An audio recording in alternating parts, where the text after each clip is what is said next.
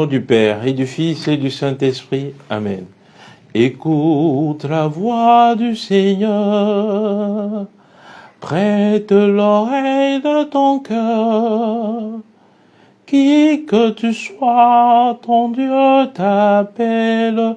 Qui que tu sois, il est ton frère. Toi qui aimes la vie, oh, toi qui veux le bonheur, réponds, fidèle ouvrier, de sa très douce volonté. Réponds, fidèle ouvrier, de l'évangile et de sa paix. Évangile de Jésus-Christ selon saint Matthieu. Ce jour-là, Jésus était sorti de la maison et il était assis au bord de la mer. Auprès de lui se rassemblèrent des foules si grandes qu'il monta dans une barque où il s'assit. Toute la foule se tenait sur le rivage. Il leur dit beaucoup de choses en parabole. Voici que le semeur sortit pour semer. Comme il semait, des grains sont tombés au bord du chemin, et les oiseaux du ciel, et les oiseaux sont venus tout manger. D'autres sont tombés sur le sol pierreux, où il n'avait pas beaucoup de terre. Ils ont aussitôt levé, parce que la terre était peu profonde. Le soleil s'étant levé, ils ont brûlé, et faute de racines, ils ont séché.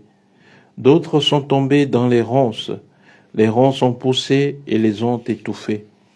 D'autres sont tombés dans la bonne terre, et ils ont donné du fruit à raison de 100, ou 60, ou 30 pour un. Celui qui a des oreilles, qu'il entende. Acclamons la parole de Dieu. Louange à toi, Seigneur Jésus. Bien-aimés de Dieu, paix et joie à vous. En ce jour, nous célébrons la mémoire des parents de la bienheureuse Vierge Marie, Sainte Anne et Saint Joachim. Et ces deux saints nous procurent un exemple de vie. Ils se sont offerts, ils ont offert leur enfant en consécration au Seigneur depuis son jeune âge. La Vierge Marie était toute consacrée au Seigneur depuis son jeune âge. Aujourd'hui, cela pose beaucoup de questions. Comment est-ce que nous consacrons nos enfants? Est-ce que nous avons encore l'intention de consacrer nos enfants, de les donner à Dieu dès leur jeune âge? Cette mémoire de Sainte Anne et de Saint Joachim nous aide à comprendre que notre vie est toute dédiée au Seigneur. La Vierge Marie était donnée au Seigneur et le Seigneur a fait de grandes merveilles avec elle. Et l'évangile qui nous est proposé en méditation, nous l'avons écouté il y a de cela 2 dimanches, précisément 10 jours. Et c'est la parabole du semeur. Dans cet évangile, nous voyons que le semeur était sorti pour semer et il semait. Son intention, c'était de semer dans de bonnes terres.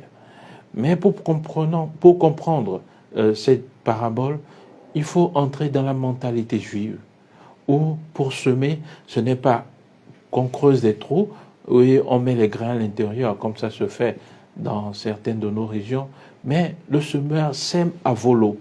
Il prend les grains et il les jette dans le champ.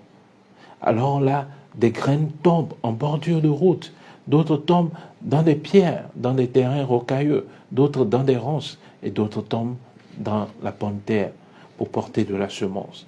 Alors là, cela nous interpelle, parce que l'évangile qu'est venu apporter le Christ, ce n'est pas pour être semé simplement pour une catégorie de personnes, mais pour être semé dans la vie de tous et chacun. Alors, ce sont les terres qui doivent maintenant s'ouvrir pour accueillir la parole de Dieu. Jésus, il est venu, il sème la parole de Dieu. Et l'antienne alléluiatique nous dit que le semeur, c'est le Christ. Et la semence, c'est la parole de Dieu. Dieu vient semer dans nos cœurs. Est-ce que je suis ouvert à accueillir cette semence?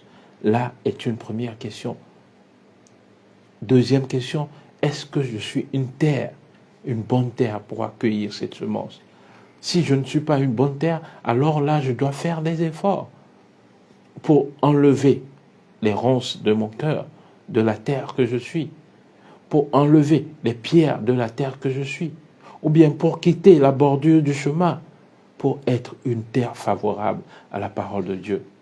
Bien-aimés, cela nous interpelle aussi par rapport à notre relation avec la parole de Dieu.